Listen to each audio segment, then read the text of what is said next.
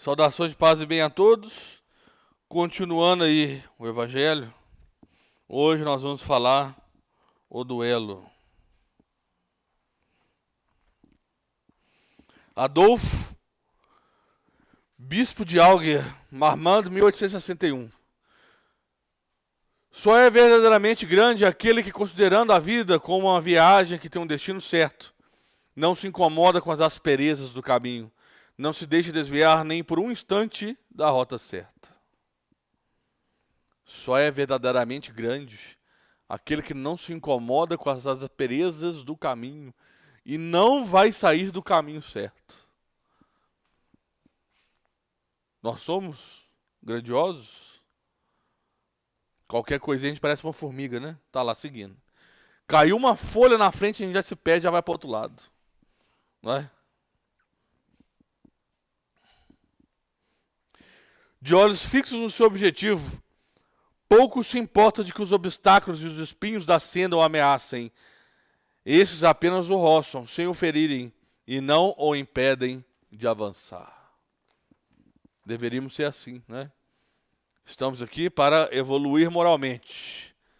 As pancadas da vida não deviam nos tirar do nosso objetivo. Né?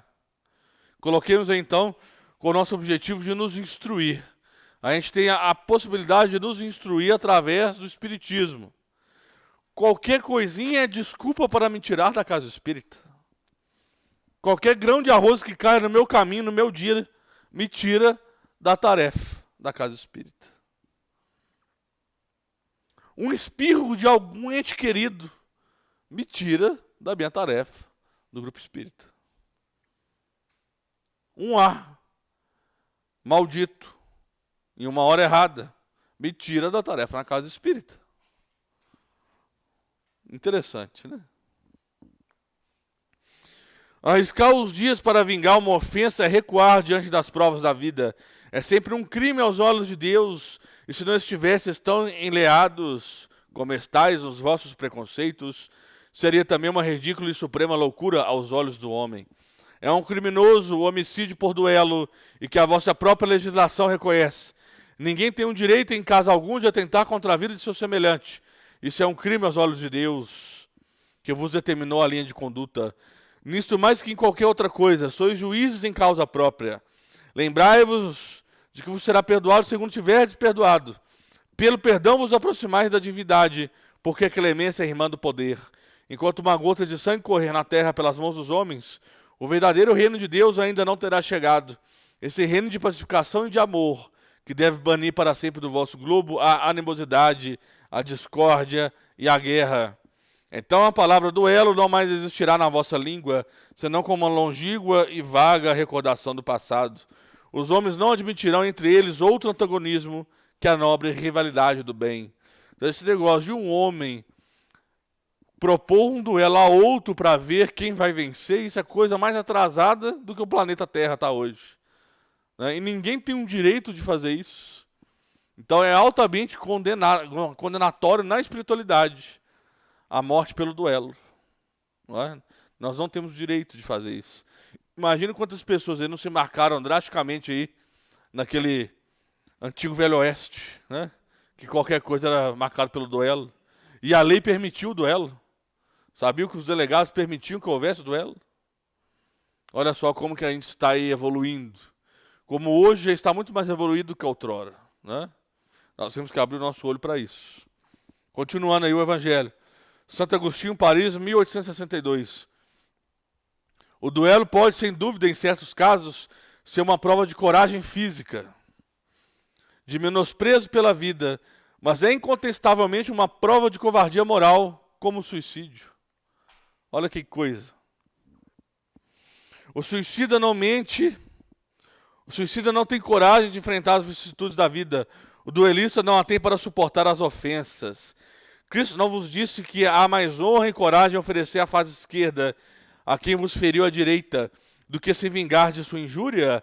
Cristo não disse a Pedro, no Jardim das Oliveiras, embainha de novo tua espada, pois aquele que mata pela espada, perecerá pela espada? Por essas palavras, Jesus não condenou o duelo para sempre. Com efeito, meus filhos, que coragem é essa, que brota de um temperamento violento, pletórico e furioso, bramindo a primeira ofensa? Onde está a grandeza de alma daquele que a menor injúria quer lavá-la em sangue?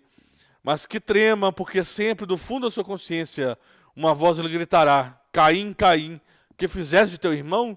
E ele responderá: Foi necessário o sangue para salvar minha honra.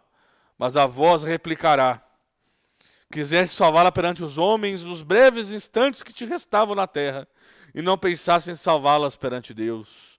Pobre louco, que de sangue não vos pediria então o Cristo por todos os ultrajes que lhe tendes feito?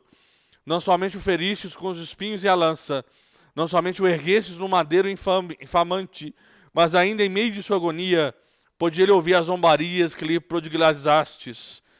Que reparações vos pediu ele depois de tantos ultrajes? O último gemido do cordeiro foi uma prece pelos seus algozes. Ó, como ele, perdoai e orai pelos que vos ofendem. Então, olha Jesus, depois de todo o ultraje que ele recebeu, de todos os ferimentos, depois de estar na cruz, com o prego nos braços, nos pés, depois de ter recebido ali uma fincada na barriga, ainda assim, ainda rezou por aqueles que estavam ferindo. Rogou por eles. Isso que é coragem, não é? Ou coragem é responder à mesma altura? O que será que é coragem? Não é? Amigos, lembrai-vos deste preceito, amai-vos uns aos outros. Então o golpe do ódio respondereis com um sorriso, e ao ultraje com perdão. O mundo sem dúvida se ergará furioso e vos chamará de covarde. Erguei a fronte bem alta e mostrai, então, que a vossa fronte também não recearia ser coreada de espinhos, a exemplo do Cristo. Mas que a vossa mão não quer participar de um assassinato autorizado. Podemos dizer, por uma falsa aparência de honra, que nada mais é senão o orgulho e o amor próprio. Ao vos criar, Deus vos deu o direito de vida e de morte, uns sobre os outros. Nós podemos tirar a vida de alguém? Nós podemos decidir a quem tirar a vida? Não, só Deus o pode. Ao vos criar... Não, pois só deu esse direito à natureza para se reformar e se refazer. Mas a vós nem sequer permitiu dispor de vós mesmos.